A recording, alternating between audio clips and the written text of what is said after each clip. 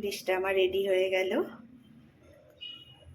নমস্কার বন্ধুরা, এখানে কেটে নিয়েছি থোরগুলো লম্বা লম্বা করে ঝিরিঝিরি করে কেটে নিয়েছি। আলুগুলো আলু ভাজার মতো কেটে নিয়েছি। করব থোর আলু পোস্ত ছড়িয়ে ভাজা। খুব সুন্দর একটা ডিশ, খুব মজাদার খেতে লাগে। কড়াই দিয়ে দিয়েছি সর্ষের তেল, দেব কাঁচা লঙ্কা আর কালো জিরে ফোড়ন। ফোড়নটা হয়ে গেছে, দিয়ে দিলাম কেটে রাখা আলুগুলো। দিলাম পরিমাণ মতো নুন আর একটু হলুদ, আর একটু ভেজে নেব। আলুগুলো একটু ভাজা হয়ে এসছে, এবার দিয়ে দেবো কেটে রাখা থোরগুলো। থোরটা অনেকেই নুন দিয়ে একটুখানি ভালো করে ঝরিয়ে নিয়েও করে। আমি একদম এটা যেহেতু ভাজা করব, তাই জন্য একেবারে এইভাবেই দিলাম।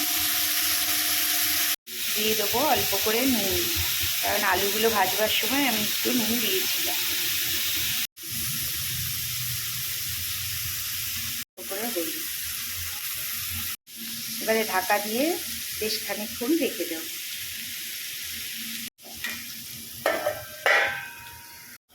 থোরটা অনেকটাই কমে এসছে, এবার এইভাবে নাড়াচাড়া করে করে ভেজে নিতে হবে।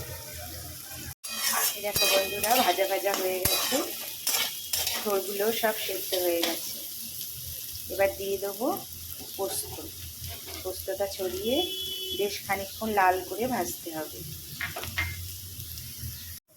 এটা লাল করে ভাজা হয়ে গেছে, এবার তুলে নেব। তৈরি হয়ে গেল থোর আলু পোস্ত ছড়িয়ে ভাজা। খুব টেস্টি ডিশ, খেতে খুব ভালো লাগে প্রথম পাতে। ভালো লাগলে অবশ্যই জানিও কেমন লাগলো।